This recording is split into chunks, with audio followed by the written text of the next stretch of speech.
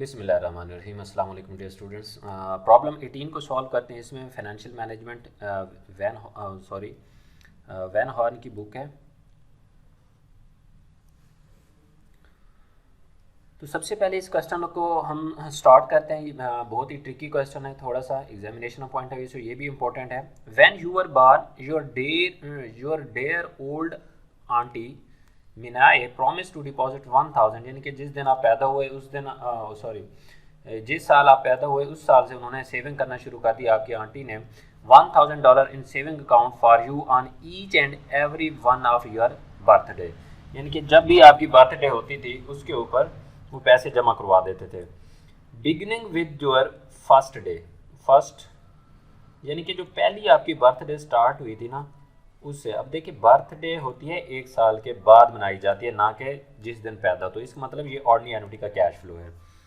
The saving account bears a 5% compound annual interest rate of rate. You have just turn 25, यानी कि अब आप 25 के हो गए एंड वांट ऑल, और वापस अपने पैसे चाहते हैं। However it turn out that the their old aunt Minai made no deposit in the 5th, 5वें साल भी कोई पैसे जमा नहीं कराए इन 25 सालों में। 7वें साल भी कोई पैसे जमा नहीं कराए एंड द 11th बर्थडे, और 11वें साल में भी कोई पैसे जमा नहीं कराए। How much is in your account on your 25th birthday. तो बताएं 25वीं बर्थडे के ऊपर आपके पास कितने पैसे होंगे। थोड़ा सा मैं कैश फ्लो टाइम लाइन बना के समझाता हूँ ताकि आपको थोड़ी सी इसकी अंडरस्टैंडिंग हो जाए,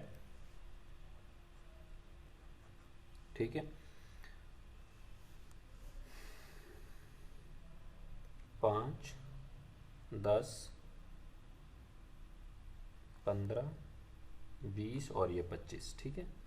ये 5 है, ये 10, ये 15 साल, ये 20 और ये 25, और ये है हमारे पास 0 टाइम पीरियड।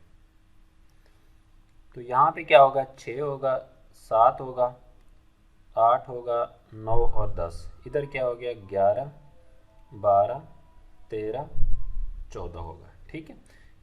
ये बाकी भी इसी तरह से लगा सकते हैं, लेकिन यहाँ पे क्योंकि ये इंपॉर्टेंट डेट्स हैं इस वजह से मैं इनका लिख रहा हूँ। 11, 12, 13, 14। अब हर बर्थडे के ऊपर कितने पैसे जमा करवाते रहे, $1000। तो PMT या R जो एनुअल इक्वल इंस्टॉल अमाउंट है वो कितनी है, $1000। इसको थोड़ा सा जगह यहाँ पे लिखते हैं। इक्वल अमाउंट है $1000।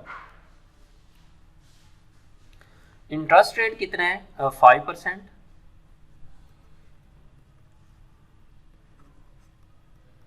ठीक है। और नंबर ऑफ ईयर्स कितने हैं टोटल, वो हैं 25। n is equal to 25 years. लेकिन सवाल ये पैदा होता है कि आगे उन्होंने बताया कि 5th 5वें साल, 7वें और 11वें साल में कोई पेमेंट जमा नहीं कराई, नो डिपॉजिट्स। तो यानी कि अब हम एनुटी लगा तो सकते हैं, लेकिन इनकी हमें क्या करनी पड़ेगी, 5वें साल, यानी कि इस 5वें साल में कोई भी पेमेंट जमा नहीं कराई गई। यानी कि यहाँ से अगर हम इसको 25 साल तक ले हैं तो ये तकरीबन कितने साल अगर जमा करवाते यहाँ 5वें साल, तो ये अमाउंट हमारी कितने साल अकमुलेट होती, 20 साल के लिए हमारी उसके ऊपर इंटरेस्ट फैक्टर लगता, कंपाउंडिंग फैक्टर लगता। इसी तरह से 7वें साल का भी देख लें, अगर यहाँ पे हम कोई पेमेंट जमा करवाते तो उसकी जो कंपाउंडिंग होगी वो कितने साल तक चलती। तो 25 में से 7 जाए, n इज इक्वल टू 18, और 11वें साल में भी कोई पेमेंट जमा नहीं करवाई। तो यहाँ से यानी कि 25 में से अगर 11 जमा करें तो ये n इज इक्वल टू 14। अब इस सवाल को करने के 2 तरीके हैं, क्योंकि उसने पूछा भी फ्यूचर वैल्यू है, तो हम बेस्ट भी यही है कि हम फ्यूचर वैल्यू के साथ करें, प्रेजेंट वैल्यू के साथ इसको ना करें। तो अब फ्यूचर वैल्यू से कैसे करेंगे, अब टोटल हम 25 सालों की फ्यूचर वैल्यू निकाल के इसमें से इनकी जो फ्यूचर वैल्यू है वो माइनस कर देंगे, तो बाकी हमारी जो मिसिंग अमाउंट्स हैं उनकी फ्यूचर वैल्यू हम माइनस कर देंगे, तो ये हमारे लिए आसान हो जाएगा। अब सबसे पहले 25 सालों की हम निकालते हैं फ्यूचर वैल्यू। अब मैं यहाँ से टेबल से थोड़ा सा कर लूँ ताकि आसान हो जाए आप लोगों के लिए समझने के लिए। अब सबसे पहले R into future value of interest factor for annuity IN। ठीक हो गया। अब इसमें से हमने क्या करना है, माइनस करना है इनकी फ्यूचर वैल्यू, यानी कि 5वें, 7वें और 11वें साल की फ्यूचर वैल्यू को भी फाइंड हमने माइनस करना है। आप अलग अलग करना चाहें कर सकते हैं, और इकट्ठे करना चाहें तो भी कर सकते हैं। तो इससे पहले मैं अमाउंट साथ ही पुट कर देता हूं। अगर हम इसकी फ्यूचर वैल्यू फाइंड कर रहे हो तो इंटरेस्ट यहाँ पे कितना होगा, इंटरेस्ट रेट है हमारे पास 5%, या इसमें से माइनस डायरेक्ट यहाँ पे मैं इक्वेशन एक ही बना रहा हूँ। ठीक है, तो इसमें से माइनस क्या करेंगे, 1000 फ्यूचर वैल्यू कितने 20 सालों की। तो ये अगर 1000 हम यहाँ पे जमा करवाते हैं 5वें साल तो वो 20 साल के लिए अकोमोलेट होता। तो यहाँ पे मैं फैक्टर लगा रहा हूँ, future value of interest factor for annuity